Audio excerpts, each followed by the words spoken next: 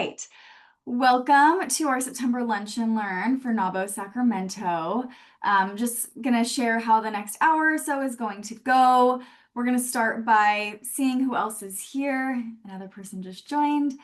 We'll go around and introduce ourselves, give a very short little spiel about our businesses, what we do, ourselves, and if you're a NAWBO member or what brought you here today, you're welcome to share that as well.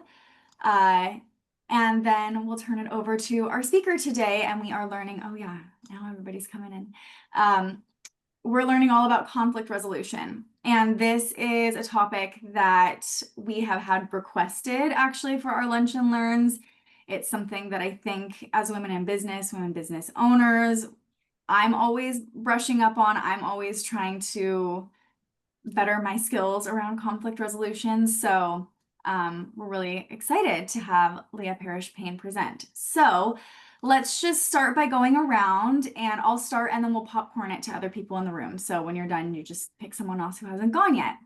Hi, my name is Olivia DeGennaro. I am the program's co-chair for NAWBO Sacramento, and I'm also an entrepreneur. I run several businesses, including a full-service media and marketing agency. And then I also am the co-founder of another local women's community that focuses on not business, just connection. We host monthly dances for women, sister circles, workshops, and things like that. So that's called Goddess Night Out. And yeah, and I always say I do a lot of things. If I don't do it, I know someone else who does. So I love to be a resource for you all. I will popcorn it to Marie. Okay, let me unmute myself. Hi, everyone. It is this afternoon, right? Is it afternoon for everyone? Okay, good afternoon, everyone. My name is Marie. I'm the founder of MCD Elite Services. And what we do is that we specialize in empowering emergent professionals and overlooked talent through either personalized coaching, career strategies, small business consulting, and whether it is a matter of whether you need a standout resume or help growing your brand online or supporting a development team, we do presentations as well as one-on-one sessions, group trainings, and done-for-you services. If you or someone you know could benefit from expert support for career or business growth, please feel free to visit mcdeliteservices.com. Wonderful. Now you can just ask someone to go next. Hey, Christina. Hi, everybody. My name is Christina Dixon. I'm the founder and managing attorney for ACUS Law. We are an employment law boutique based in Northern California. And basically, we provide employment law services to our clients, essentially, are mostly employers. We focus on workplace investigations, culture audits, advice, and counseling. Oh, and I'm also the president of NAWBO. So let's see, Sakani. Yes, hi, I'm Sakani Cobell. I'm in Northern California as well. I run a business that I'm restructuring, which is event-based, and I help people start co-working spaces. But I also day-to-day do financial advising. So with that, you could just contact me, or you could direct message me for my contact information. It's just phone and email. And as we're going, if anybody wants to drop their contact info or their website, LinkedIn in the chat, you're welcome to do that as well. So Connie, do you want to popcorn it to someone else? Yeah, Leah. Hi, I'm Leah Parrish-Pane. I am a family law attorney and mediator and conflict coach. So sort of like traditional divorce, child custody type stuff, but then also mediating other types of disputes. I mediate family law issues, but then business issues, familial issues like at the end of someone's life or conflict with wills and trusts and things like that, as well as provide business support or conflict support for businesses or organizations. So as companies deal with interpersonal disputes or just conflict that they don't want to rise to the level of either in creating more turnover or getting to the place of litigation, we can help support them through that conflict, either on a conflict by conflict basis or on like preventative care type training so that they don't get to the point where they end up litigating or firing people. And I'll popcorn to Kim. To unmute. There you go. I'm here. Thank you.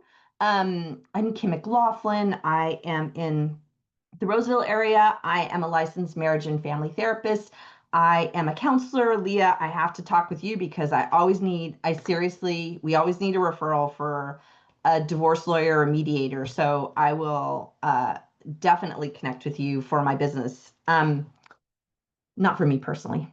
And just to say, let me see, I'm a licensed marriage and family therapist. I have a private practice. So I work with people virtually through telehealth throughout the state of California. So anybody that you know that has mental health concerns, really wanting to get a handle on how they're feeling, thinking, and behaving, I am your girl. I also just started this month with 1 day a week in the office. So after 5 years of being all virtual, I'm in the office. So I'm really happy that I get to offer to my clients either in office where we can talk face to face and literally see each other, or virtually. I am on the NAWBO board of directors. I am the membership co-chair, and it is our membership drive from September 1 to the end of October. We are doing a lot of things. I'll start putting them in the chat. I really hope you join us. I'd love to talk with anybody who's not a member about membership. If you are a member and want to know how to take better use of your membership, I'm your girl, and I will put everything in the comments. Who did we not talk to? Connie, you went, right? I think saw we got everybody. Somebody dropped off. somebody dropped off. That's what I was looking going. I knew there was somebody else. Yeah. Yes. So everybody, again, you're welcome to add your contact info to the chat, or I would actually encourage everybody. That's the value of being on this call, is we want to talk to each other. We want to keep the conversation going. So I really encourage you. Sorry, Olivia, to talk over you, but I want to get to know everybody. Thank you. Okay, great. I'm doing that right now. Okay. So if anybody else joins mid-call, that's okay. We might have time at the end to introduce. Oh, look at someone literally just joined. Hi, Heather. I know you just joined, and so take your time getting on. We're just finishing up introductions. If you want to hop on really quick and introduce yourself, you totally can, or we'll just jump right into the presentation. So sorry to put you on the spot, but you are welcome to introduce yourself now if you'd like.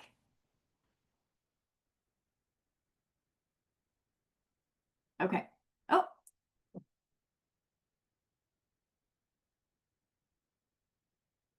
Okay.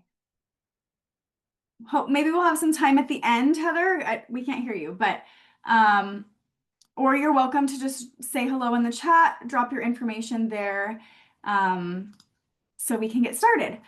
All right, so before we let Leah take over, I'm just going to share a little bit about NAWBO. I know some of us obviously are on the board, some of us are members, but if anybody is new to NAWBO or just learning about us, NAWBO stands for the National Association of Women Business Owners, and we are NAWBO Sacramento, the local chapter of the national organization, which has about 12 million people, 12 million women business owners as part of it. So our chapter provides members with educational, social, economic, and political programs to support women building their successful ventures and businesses. We really focus on education, obviously, which is why we do our monthly Lunch and Learn connection. We do a monthly mixer the last Thursday of every month, usually, where we can just come connect and in person share what's going on in our businesses. And then we also are an advocacy organization. So last week we had our first ever advocacy day as a chapter at the state capitol, and we have members of our board who are actively working in the Capitol and advocating for women-owned businesses. We're a bipartisan organization, but we have people on our team who are very aware of what's going on and affecting business owners, which is really awesome. So we're here to provide you access to mentors, advisors, advocates, resources, and help you build your business through community relationships. We want to empower you, support you, and yeah, it's a really powerful thing to bring women together to continue growing and learning. So with that, if you have any questions about NAWBO, oh, and Heather, I just saw your comment. Don't worry about it. Just enjoy the presentation. We can connect maybe after. Yeah, if you have any questions or anything like that, feel free to drop them in the chat. Feel free to reach out to me, or as Kim mentioned, she is our membership co-chair, and she's a really great resource if you're interested in membership. And now's a great time to join, as she mentioned. So with that, I will turn it over to our speaker today, Leah Parrish-Pane, who, as we mentioned, is a family law attorney, mediator, and conflict coach. And she's going to share a little bit about conflict resolution, something that I think we can all benefit from. So Leah, you can take it away. Okay, great. I'm gonna relearn how to share my screen. I practiced. Okay, did that work? Yep, that's perfect. Cool. Okay, so thank you so much for having me. Like I said, my primary gig was sort of a family law, well, not sort of, it is a family law attorney, so the traditional, stuff you see on TV. And then a few years into practicing family law, I noticed that attorneys sometimes, and sorry, Christina, tend to make things worse in terms of adding to the conflict, especially in family law. And I noticed that so many of these issues that people have could be 99% of them are, at least in family law, communication based, or somebody needs an apology or somebody needs to be acknowledged. And people could save a lot of time and money and put their kids through a lot less trauma, at least in the family law sphere, if they were able to sort of massage some of these issues out. And so I got really interested in mediation, started mediating, and then I decided to go back to school to get basically a master's degree in mediation. And it's my favorite thing I've ever done. And it's helped my career tremendously, but I think that it's essentially a degree in conflict resolution with a focus on mediation. And it is amazing career-wise, but I think has changed my personal life more than anything, in terms of learning how to communicate with the people in my life, from, siblings or parents, spouses, toddlers, anyone. I'm just like, I will sing the praises of conflict resolution skills forever. So with that being said, I'll kind of get into a mini version of one of the trainings that we offer. It's going to be really sped up, but it's really cool stuff. So if you ever wanted more of this, you can reach out to me, and I'll put some of my conflict information is here, and I can also put it in the chat. So we'll go through, what conflict is, what we see conflict as, how to sort of navigate conflict in hard conversations, and then maybe how to repair it at the end in terms of whether or not there's like an apology that's necessary at the end. So let me move this. The biggest thing that we'll start with is that conflict isn't necessarily a bad word. Avoiding it is not the goal. And for most of us, when we think about the word conflict, or when we hear it it as something bad. Somebody's in a fight, somebody's mad at me. And generally, our feelings about the word conflict are something that we inherited from our parents. And most of us have not been trained. If you're formally educated or you have skills or job training, almost none of us have any specific training in how to actually handle conflict in our lives. And so generally, when we're handling conflict, whether it's workplace or interpersonal, we're handling it either identically to the way our parents or caregivers handled it, or completely the opposite of the way our parents and caregivers. I see Kim laughing.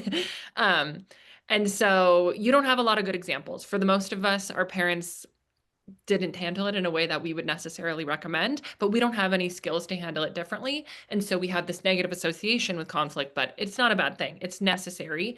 And so we've rarely seen it done well.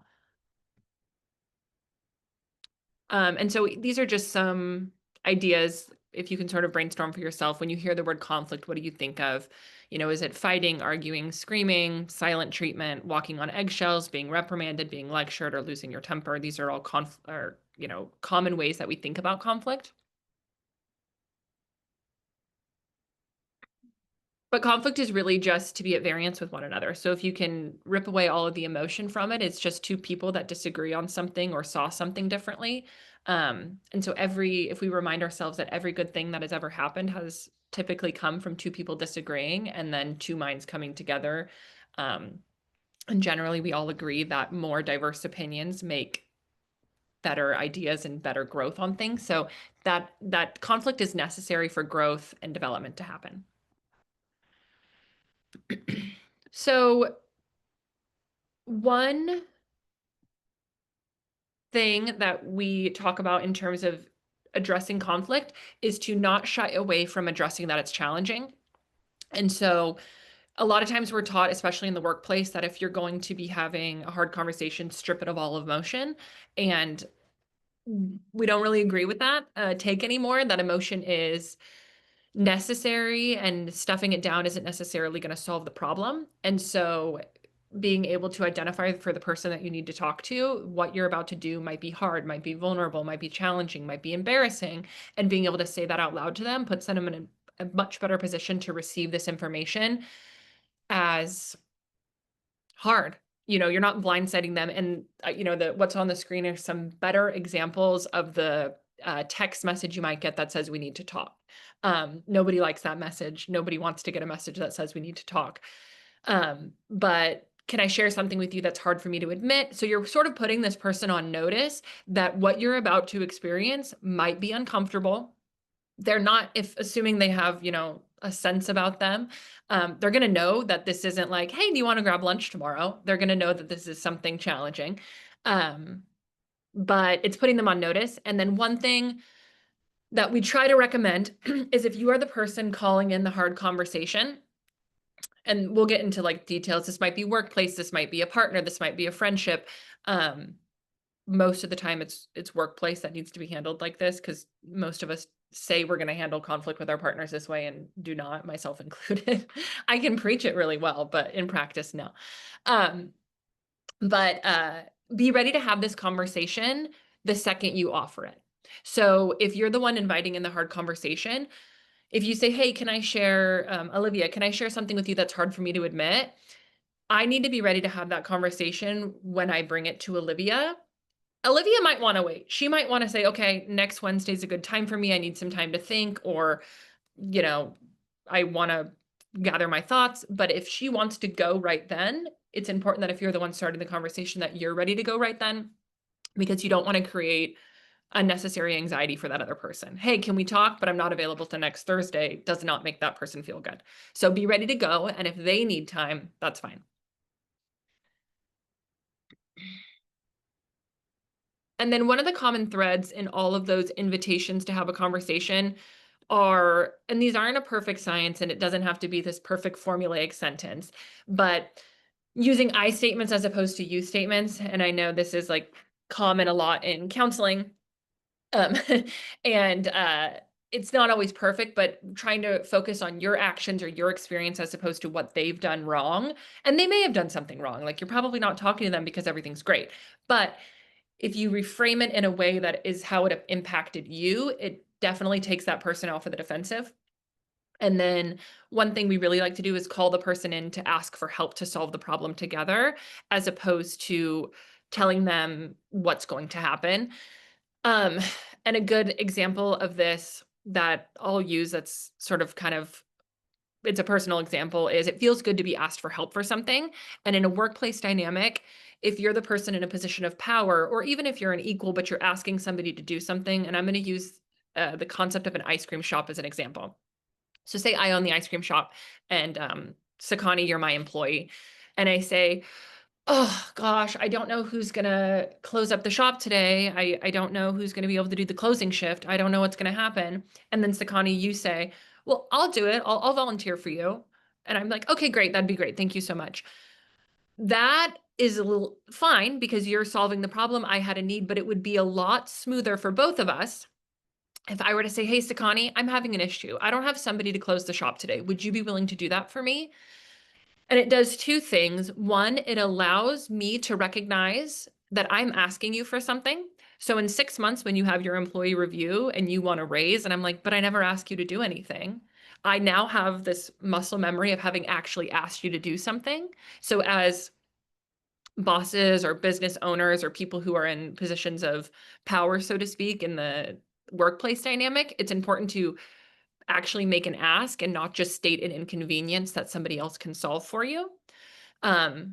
And then it allows you to meet the need, which feels good for you. It feels good to solve a problem for somebody and to step up and meet that need, but it feels good to sort of get that recognition for having done so. So when you're asking somebody to solve a conflict with you, it's like, hey, I'm having this issue with XYZ. Would you be willing to help me brainstorm how to solve it? As opposed to just stating blatant like dissatisfactions and having that person try to jump. It sort of is a two-way thing where inviting them in to help you allows them to offer their help and allows you to recognize that they are helping you. And it sort of breeds this like positive experience for both people involved. And then once you're having that conversation about conflict, and we'll get into what that looks like, it is ideal to offer the other person's perspective before your perspective for a couple of reasons. One, it might solve the problem if you got some information that you weren't aware of just by asking their perspective first. Maybe you had no idea that there was this other factor that led to this conflict. And oh, now that that's a factor, now I know that would not be a problem in the future. And it also lets them explain their side of the story. So if possible, phrasing it as a I statement as opposed to a you statement, and then calling in, trying to see if you can sort of manufacture a joint problem, like us against this issue that we can solve together. And I'm asking for your help to solve it. And what are your thoughts and ideas on how to solve it before I unload on you my thoughts and ideas on how to solve it is a good place to start. And just as I'm saying, this is all a lot easier on a PowerPoint than it is in practice. So just keep that in mind. And then another part of the sort of emotional piece about conflict resolution is that vulnerability, and I love doing this with women, not that men aren't great, but women are way better at this. Vulnerability is an important part of conflict resolution and managing conflict. Most of us understand softness does not mean weakness in a conflict conversation. And as we all know, sometimes the most loud, aggressive, gruff people are the most insecure and actually have the least helpful ideas on solving anything, but they're just louder. And so you feel like you have to listen to them. But in terms of approaching conflict, saying that, hey, I don't have the answers to all of this. I just want to state this problem that I'm experiencing, and a willingness to say that I don't know necessarily how to solve this. Can we solve it together? Invites in other perspectives. And so it also, and I don't mean this as a manipulation tool, but it also allows you to not necessarily label something as bad or wrong. If you're the person who's been approached saying, thanks for bringing that to my attention. I had no idea that that was a problem. Can we brainstorm together some ways to solve it or avoid it in the future? No part of me said, you're right, I did something wrong, or I'm a terrible employee, or I should have known better. Because it's not necessarily I should have known better, but now it's been brought to my attention. We're problem solving together. And so it avoids kind of sticking labels of bad or mistake or errors. And in the workplace, a lot of times, I know this because I have employees, a lot of times you didn't actually communicate the expectation that you had. You just had the expectation because your last paralegal did it that way, or your last employee did it that way, or you think everybody should know that because that's coming from your cultural worldview that you're like, yeah, everybody would always clock in 5 minutes before their shift. Who wouldn't do it that way? But if that isn't your worldview, not everybody's worldview is that way. Some people think like, okay, well, it's sort of loose, sometime around 9. And so if you didn't communicate the expectation, this is your chance to communicate it, and then you don't have to label it as bad and wrong where somebody feels like they're being reprimanded.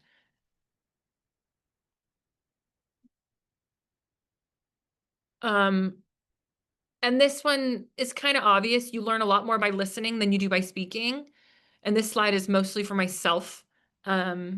because I will talk my way. Let me just explain it one more time. Let me just tell you my perspective one more time. But it's really helpful to hear the other person's perspective, and you're going to learn a lot more by listening than you are going to learn by speaking. And if your goal is truly to solve the conflict, you have to understand the other person's perspective. You don't have to agree with it. You don't have to accept it as the truth, but you have to truly understand where they're coming from. And you can't do that if your mouth is moving. And so, and we don't, and I put on here not to use this as a silent treatment tool. I use this in family law cases, so people are quite hostile sometimes. And so staying silent is a way to, it's not, looking away silence. It's active listening silence where you're asking questions and asking for more information. But it helps allow them to speak more. Obviously, you understand where they're coming from a little bit better. And we don't use it as it's also a way to model the behavior you're looking for when it's your turn to speak. But not a time to say, see, look, I listened to you. I showed you exactly what I wanted. Now listen to me. It's less like that and more, okay, I'm actually starting to really actively listen to what they're saying to me, and I'm understanding their perspective. What's your goal with this conflict? That's a really important thing to identify. And I put a little thing there. That's me to my husband. We either solve this and move on, or we get divorced. Those are the only two options. Kind of joking, but it's really true. When you are in a conflict with anyone, we're either going to solve this conflict and continue to work together, or we're not, right? We're either going to continue to be business partners, or we're not. And so it might not be right now, it might not be tomorrow, but there's kind of only two options. I guess one third option could be we're going to continue to work together miserably and hate our lives. But generally speaking, you're either going to solve and people choose that one. People do choose it. But you're either going to solve it or you're not going to. And so if your goal is to solve the conflict, so this could be like a self-assessment before going into a hard conversation or any conflict is, all right, what's my goal? Do I want to keep this person as an employee? Do I want to stay employed here? Do I want to stay married to this person? Do I want to continue to have my toddler live in my house? At all levels of conflict. What's my goal? And then as you approach that, if you have that end goal in mind, I am going to stay in this employment relationship, it really reminds you to sort of settle it out. Because if your goal is staying, then you have to start to understand the other person's perspective. If your goal is to leave, you don't really need to follow any of these rules. You can just leave. But if your goal is to stay in the relationship, employment wise or interpersonal, whatever it is, then you have to solve the conflict. And I think just sort of pulse checking yourself in terms of what is my goal is a really healthy way to enter conflict, because it sort of reframes how you're going to approach it. If your goal is to burn it all down and be done with this, that's fine, but you have to acknowledge that before you enter the conversation.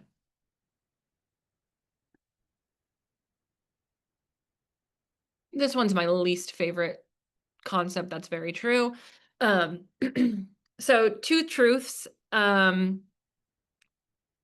This is the concept that your perspective and my perspective are both true, even though they're different. And so usually when we have workplace conflict or interpersonal, a lot of times in interpersonal conflict too, we do not have the same view of what happened. And we see this in, like eyewitness testimony. Some of us have seen those examples where witnesses watch a scene and then you ask them to recall what they saw, and they all saw a yellow shirt or a pink shirt, and they're like, none of you were watching the same thing. But and the shirt's a bad example, but how you experience something isn't right. It's not the right way. It is just your way. And so sort of conceptually, it's sort of abstract, but it is truly, there is no truth. There's no absolute truth on what happened in any given situation or a conflict. There's your version and their version. And accepting that there are so many things about the other person or the other group that shaped their worldview that got them to that conclusion, just like you. So all the way back to your childhood, or how you were educated, or the type of job you have now, or your stress level at the time, all of those things contribute to how you experience something.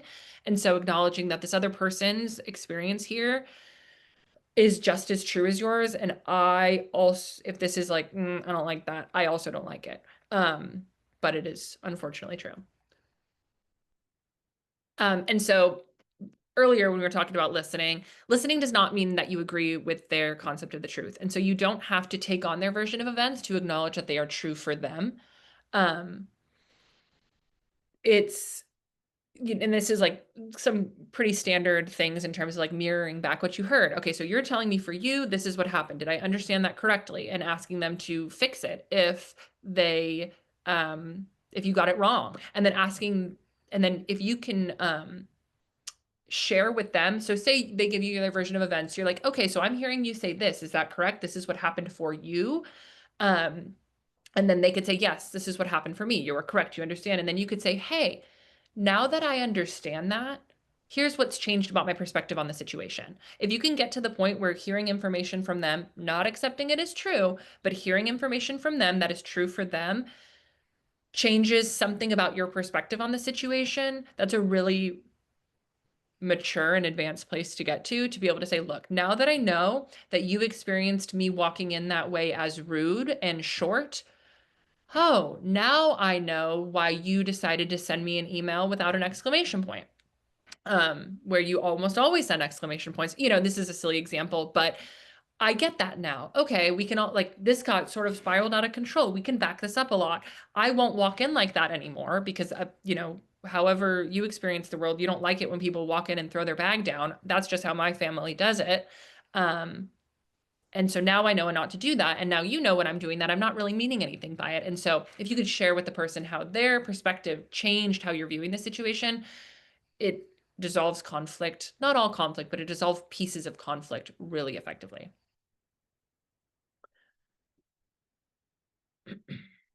Trying not to assume how they saw it. And this is, you know, I've sort of said this a few times now, but asking them how they saw the situation, understanding that two truths can coexist, recognizing that if there's cultural, emotional, or personal lenses that are significantly different than yours, they probably saw it differently than you. We're all going to leave this Zoom meeting having a different experience on what this talk was about and how effective it was and how helpful it was, but we're all watching the exact same talk. So just remembering whatever angle you're coming into this is incredibly, it's how every single experience in your life goes.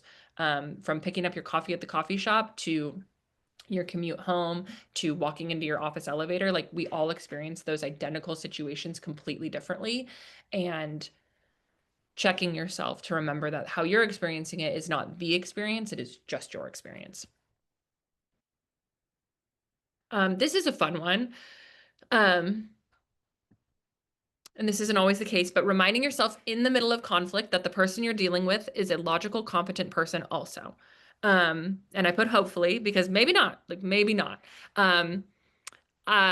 We get through listening to the person and we're thinking, they are not living in reality. I heard their perspective. I mirrored back what they were saying. Not at all. They're still, nope, that's crazy. So if that's happening, then first temperature check yourself. Am I too worked up in this moment to be handling this conflict? Maybe so. Ask for a break for yourself. That's okay. If you're to the point in the conflict where you are thinking, batshit crazy, probably time to take a break. You are not in a place to solve this conflict, and that's okay. It's hard to ask for a break. It's really important to not tell the other person that they need a break. It's way better to be the person who would ask for the break yourself. And then when you are ready, the next thought would be, do you love this person? Is this interpersonal? Do you work with this person? Do you generally respect this person? If none of those things are true, maybe this is the point where it's not worth it and we burn it all down and we're done with this relationship, whatever that looks like. But usually it is worth it. Usually we decide, okay, I chose to work at this organization for a reason, or I chose to have this person as an employee for a reason, or I chose to be married to this person for a reason. And so they're a logical person, they're competent, and we have some differences here that are worth working through. And so let's find out what those are and how to work through them. This one, I've been referencing toddlers a lot, but this one's great when I'm reminded, like, my husband's doing something that I view as like not the right way to handle a temper tantrum. And I'm like, he's a logical person. He's a logical person. So, but it's helpful in workplace too. And then another piece of this And a lot of this is sort of work that we're doing for ourselves before we get to the other person. But intent versus impact, it's sort of like what I meant to do versus how the other person experienced it. And generally, we are all very generous to ourselves and we judge ourselves by our intentions. Well, I would never intentionally hurt somebody's feelings or make somebody feel stupid. But other people are judging us by the impact that we made on them, and we're judging other people by the impact they made on us. We're not sitting there like, well, I wonder what they intended by that. When we're bothered or somebody made a mistake in the workplace or our feelings are hurt, we're generally, most of us don't initially say, I wonder if they were well-intentioned. We have self-preservation instincts that don't have us immediately say, I wonder what they felt in that moment. We're like, what is wrong with them? And so if we can check ourselves to say, I don't assume that they meant harm. I'm going to check my own story and then back myself up and see if I can start judging them by their potential intent as opposed to the impact it had on me. And then acknowledging the impact that your words or actions had, regardless of your own intent. So trying to check yourself by your impact and trying to check them by their intent, sort of flipping what naturally occurs to us, is a really, really strong way to go into conflict. And then most misunderstandings happen when we assume somebody's motives. If somebody makes a workplace mistake or an interpersonal mistake, we immediately are upset because potentially they either were doing it because they were lazy or they didn't care enough about the job, or they obviously weren't listening because they were texting on their phone when I gave them explicit instructions about this thing, or they don't love me enough to have listened to me, or whatever the case may be. And if you can separate the emotion from what happened, we can just focus on what happened and how to solve the problem.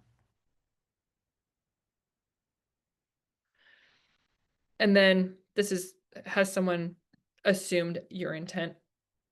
Obviously. We all do this to each other all the time. So our brains naturally fill in the blanks to complete stories.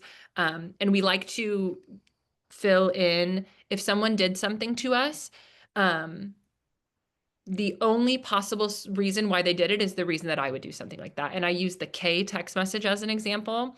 I would never send a K text message unless I was trying to indicate that I wanted to fight with you. My mother, on the other hand, responds to Happy Mother's Day, I love you, you're the greatest mother on the world, with a K. And so she doesn't mean that. She just doesn't know how to text, in my opinion. And so, right? And so I'm thinking the only reason somebody would ever send a K text is because they are mad and they're trying to be passive aggressive. Whereas my mom views texting as the only way to text is to use the most shorthand as possible because she's using her index fingers, right, on her like 90-point font on her phone. And so remembering that the reason she did something is not the same reason I did something. And so trying to remember that don't judge them by what you would do in that situation, because again, different worldview, not everybody views actions the same, things like that.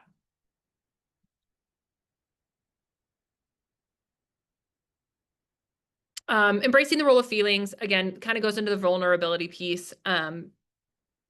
I believe that expressing your feelings in an appropriate way, depending on where you are, if you're in a more formal setting, feelings are expressed. You can still share your feelings, but maybe a different way than if you have, we have a lot of different businesses here. A law firm setting would be a little bit different way of expressing your feelings than maybe Goddess Night Out is what I'm picturing, like a little bit more of a touchy-feely environment in the first place. And so deciding for your environment what would be an appropriate expression of feelings, but not eradicating them entirely. You don't have to be this stoic version of yourself. It's not going to get you anywhere because you're just going to suppress the feelings and they're going to leak out and sabotage communication elsewhere. You're going to be more curt. You're going to be more short. You're not going to feel heard. And just recognizing both sides' emotions are important. If you're the employee in a situation, you might feel that the power dynamics are making you feel suffocated and you don't have a lot of options. If you're in the employer, maybe revenue is being affected by what's going on. And that's a valid feeling. That's a fear. This is your livelihood. You have payroll to meet. And so everybody's emotions are valid, and just keeping them out doesn't solve the problem. Just keeping them appropriate does.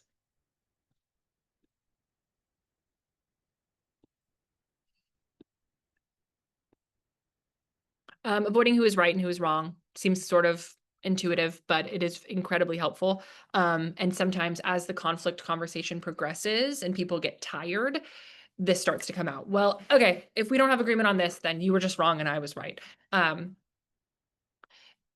Instead of doing that, focusing on exactly what happened from a factual perspective is a really fun, interesting exercise to go down, where if you're able to, I think, let me see if I have a slide on it. Yeah, I like this one. Okay, if you can think about your most recent conflict, or make one up in your head, and if you can, we don't have to write it down, but if you can think to yourself what factually happened from beginning to end, and you were to sort of say, okay, here's what happened, then this happened, then they said this and they said that.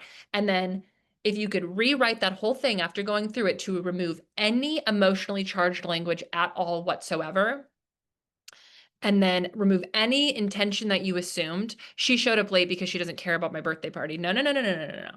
She showed up later than the time that the birthday party started. And then if you remove all of the emotionally charged language, then you have this just set of facts. This is just what happened. And then this is sort of like a little lawyerly, like, I'm trying to think, like, is there any, when you're trying to prove whether somebody committed a crime, it's beyond a reasonable doubt. And so is there any plausible explanation for the actions in your fact list that happened that would make you feel better about the situation? Is there any possible explanation that would make you feel better? Just knowing she was late to my birthday party and I don't like it when people are late. And then is there any explanation that could make you feel better? And if there is, then let's address how to get there.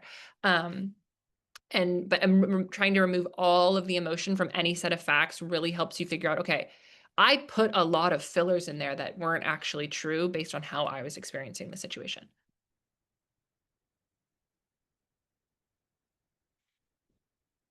This one's also a little bit intuitive, but don't fight for supremacy in the conversation because you'll just lose. Focusing on exactly what happened factually as opposed to who was right and who was wrong and assuming blame or things like that is just a recipe for disaster to do it the other way. And then here's the touchy-feely side for conflict.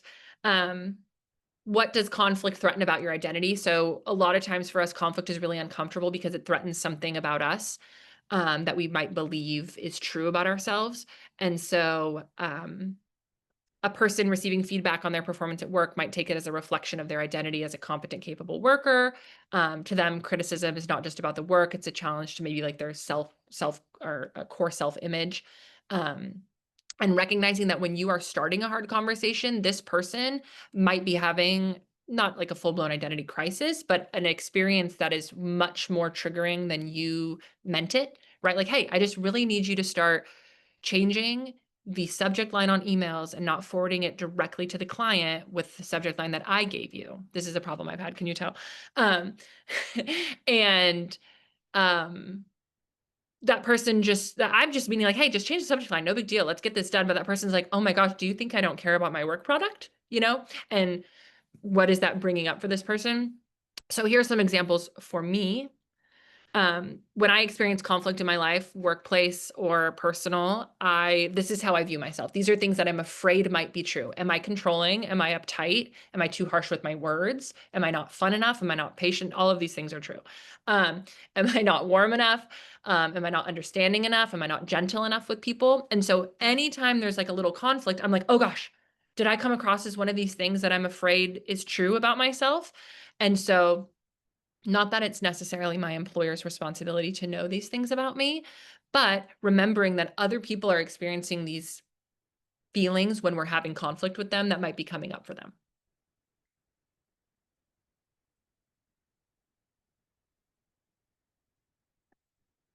Okay, so let's say we've had this hard conversation. You did your I statements, you invited them in, we offered their perspective first. We talked through the conflict. We acknowledged their cultural differences. We were great. Everybody got their feelings out. And then we got to the point where we have a solution and maybe there's an apology that needs to take place. So not all apologies are equal. And there's like sort of a time and place for some of them. And we'll go through different types of apology. So they're called different things in different contexts. these are the categories we put them in as social harmony, regret, remorse, responsibility, and reparation. And so sometimes you can kind of get where we're going at with the name of it, but sometimes it's worth an explanation. Social harmony apology is sort of, this is the most useless in my opinion. It's a little bit of, I'm sorry you felt that way. It's just kind of to like, all right, this might be, I reserve this for, this one's a little bit of a generational difference, but I reserve this for people who just need you to say sorry because they believe in saying sorry so aggressively, my mother-in-law. And so they need, and I'm sorry. And so you might just, they need you to just say sorry. So I'm sorry, and you don't really mean it. You're not really apologizing for much. You are just saying it because they needed to hear it. And so the purpose is to maintain peace and avoid conflict. Social settings, the weirdo at the grocery store who's like yelling at you for cutting off their cart, like, I'm sorry, I'm not sorry. Like, that's a weird thing to be mad about, but I'm just going to say it because we're moving on. So it may lack depth or acknowledgement of wrongdoing, but you're just saying it to end the argument. Least favorite, but it has its place. And then regret-based apology is saying sorry for something, but knowing you would do it again. And so I'm sorry this happened to you and maybe I caused it, but I would do it again. And so it acknowledges like the offensiveness of what you've done. And I'll give you an example. So my husband happens to be a firefighter, and firefighters have to work Christmas sometimes. And the scheduler, this poor lady, has to call these firefighters and tell them and their young children, families, that they're scheduling to work on Christmas. But she has to schedule somebody to work on Christmas. What is she just not going to have the fire department staffed on Christmas? And so, I'm so sorry that I had to schedule you on Christmas this year. I'm sorry you won't be with your family. Linda is legitimately sorry. She is sorry that you had to work Christmas, and her name's Linda. She's great. And she's really sorry that you had to work Christmas, but she would do it again next year if she had to, because she has to. But it doesn't take away from the fact that she is sorry that this happened. Kind of makes sense. I'm regretting that this happened, but I would have to take this action again. So it's not really that somebody did something wrong, but that we are still sorry. We can still be sorry even if you didn't do something wrong. Remorse-based apology is a little bit sort of intuitive. I'm demonstrating deep emotional pain for causing you harm. So I'm committed to changing my behaviors and I'm making amends. I'm so truly sorry for betraying you, and I'll do everything I can to rebuild it. This is like, I'm very sorry. I'm acknowledging wrongdoing. Responsibility is a little bit like remorse, but it's a little bit more specific into calling out maybe what you did, or this is for some people who kind of need you to acknowledge that you did something wrong. And this might be different from like, I'm so sorry you're hurt, which is more the remorse. Is like, I'm acknowledging the hurt that was caused, and in responsibility, I'm sort of like want to talk more about what I did. And some people need this. Some people need you to say like, and I actually think I'm this person. I think I need my husband to say that he didn't take out the trash, And so I was wrong to speak over you in the meeting. I take full responsibility for speaking over you in the meeting. I am taking responsibility for what I did. So this is more of an admission of fault. Some people need this too. And then reparation-based is, I'm offering something to solve this problem. So restitution or corrective action. So I apologize for missing your birthday. I'd like to make it up to you by planning a special day together. Here's a new thing I can do to solve this problem. And so I really like the different kinds of apologies because I'd never really considered the concept that there are different types of apologies before. But I do think they are helpful, and they're a little clunky. Like in the moment, it's like, okay, which type of apology am I offering? It's a little bit more intuitive than that. But as you sort of practice these things, you kind of start to learn like, oh, this person who I just had this hour-long conversation with that was deeply rooted in conflict was very focused on how hurt they were. They just talked the whole time about how I just can't believe you would do this to me, and I'm so offended and my feelings are hurt. Oh, this person needs a remorse apology. They don't really care about me saying what I did. They kind of want to talk about them right now. So let's talk about their feelings. Or if it's me, she really is fixated on what I did wrong, and it might be feeling like I'm not taking accountability for that thing. So in my apology, I'm going to like really take accountability for what I did wrong, because her whole conversation seems like she really wanted to hear me take accountability for that thing. And so you can kind of sort of gauge the type of apology you do based on kind of the things they were saying. We did it in time. That's it. Not a linear process. Like I said, these are all really great in theory and really hard to do in real life. But even just like little pieces of them here and there are really, really helpful. And for business owners, I would say that the most feedback we've gotten in terms of people benefiting from this is reduction in turnover, which saves money. So it builds trust. You want employees to be loyal and you want them to feel taken care of. People feel taken care of with salaries, and then they also feel taken care of when they feel like actually held and like taken care of by if they feel like their employer cares about them.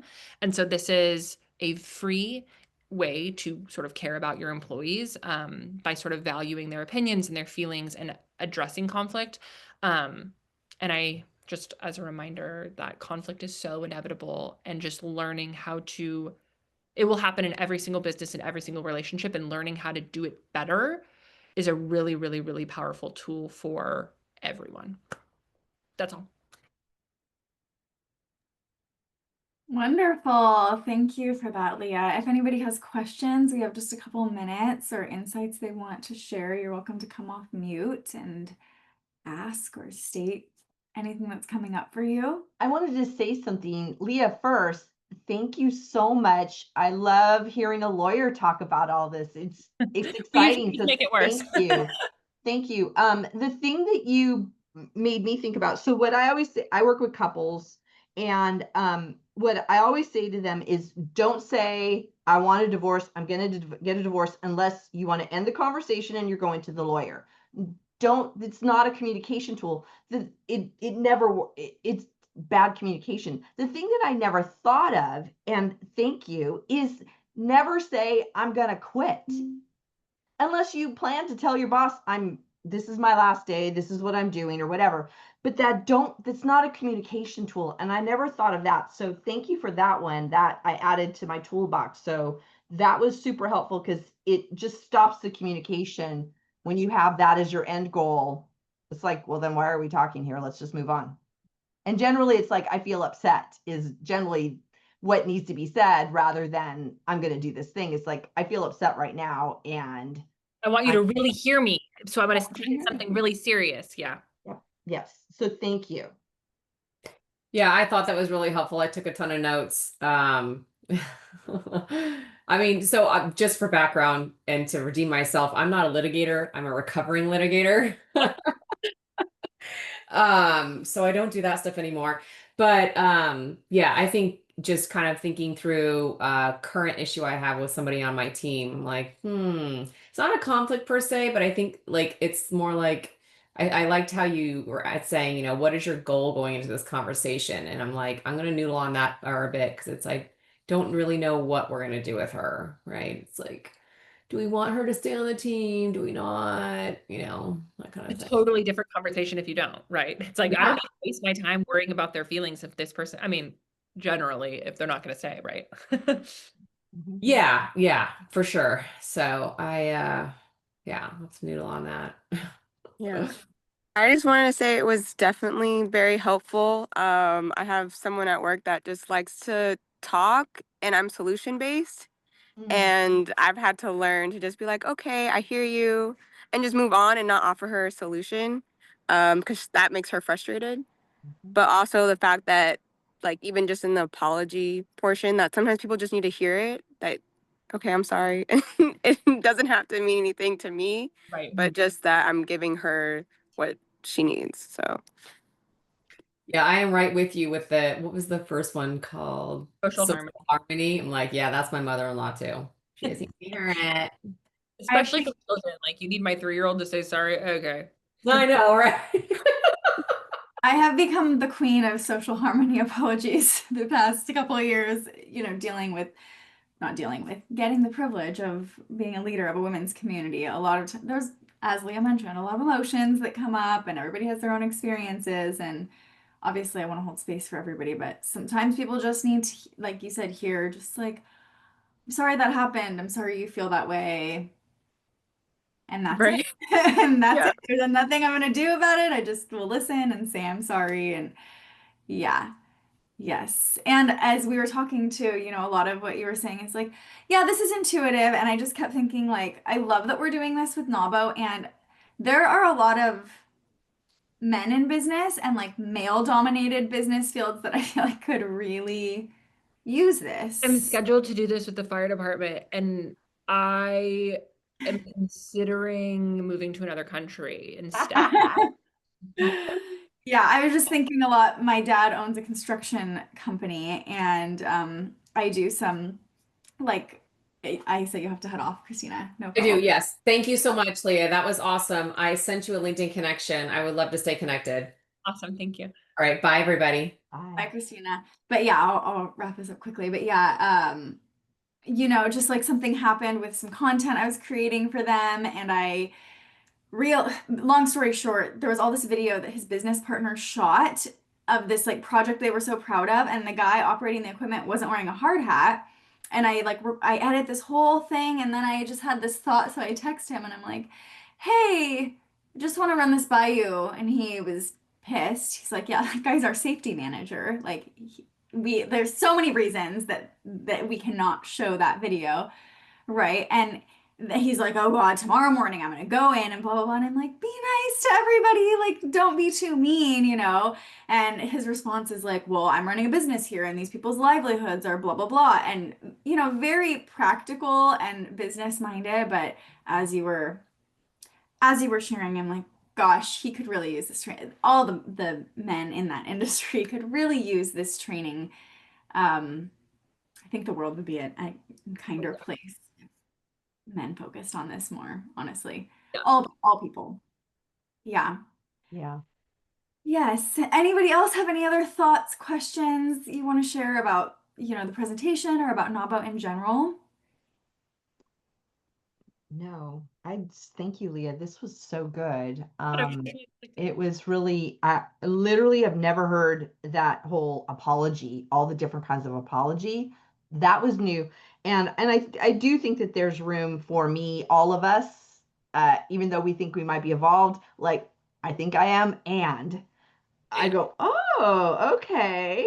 That's interesting. Like, where is my come from on apologies? And um it's just it makes me wonder, like, okay, where do I fit in this about what I'm needing from other people in my communication? So it's good for me to check myself and I wonder. just put the title to a book on this called Apology, Forgiveness, and Reconciliation. Let me find it's Peter. Apology. Oh, Peter, what's your last name? That's cool.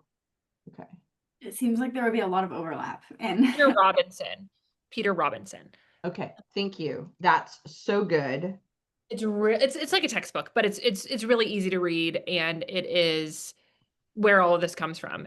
I went Pepperdine has this program for attorneys that want to do mediation that is basically a master's degree in alternative dispute resolution with a focus on mediation, which is where 90% of this came from, and I am obsessed with Yeah.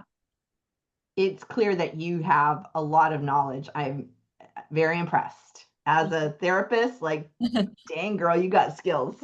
Don't worry, I'm still in therapy. Well, we all need help. It's just Yeah. you're able to kind of help other people look at it differently, and I appreciate that. Wonderful. Well, thank you everyone for joining today. And of course, thanks to everybody who had to log off a little early. We do these lunch and learns once a month on the first Wednesday of the month. They're always virtual and they're always open to anyone who's interested in NAWBO. So you're welcome to share about them. Always a different topic. So our next one will be on Wednesday. I believe it's October 1st. So it'll come up very quickly at the beginning of next month. And we'll be posting about that shortly. So you can find all of our upcoming events at nawbo-sac.org. And our next in-person, I believe our next in-person event, actually we have for NAWBO members, we have a meetup we're doing at a Rivercats game on September 17th. It's going to be very casual and fun, like just to connect with other women in business. And yeah, hopefully the weather will be nice. And then we have our membership drive on, is it Tuesday? It's Tuesday, September the 30th. I haven't gotten it up on the website, everybody, but I will make sure to get you all an invitation. It's going to be a gathering. We're going to talk about NAWBO. We're going to meet each other. It's going to be lots of fun. Yes. We love getting together and meeting with each other and helping each other out. Yeah, we'll be doing some intentional networking too. So if you are someone who's like, networking events, like, I don't know, sometimes walking into a networking event can feel very overwhelming, or like you're just kind of exchanging business cards with people. So sometimes we like to do like more intentional networking where we give you questions, like prompts to talk about. So you're not just having the same conversation. Oh, what do you do? Oh, do you have any kids? You know, you're getting a little bit deeper and connecting with other women. So that will be Tuesday, September 30th. And we have a lot of great stuff coming up. We have a wellness retreat we're planning Sunday, November 9th. So that's kind of our next longer gathering that we're working on. We've got some fun stuff coming up in October as well. And it's all on our website. So Cam is a great resource. You're welcome to reach out to me. If you have any other questions, if you're interested in joining, if you have friends who are interested in joining, and if you've been in business for under 3 years, we also have a next gen option, which is like a lower price point just to be more accessible to new businesses. So yeah, that's everything I've got today. I'll hang out for a couple more minutes if anybody has questions or wants to chat. But I hope you have a beautiful rest of your day, and I hope to see you again next month or even sooner. Thank you. Thanks.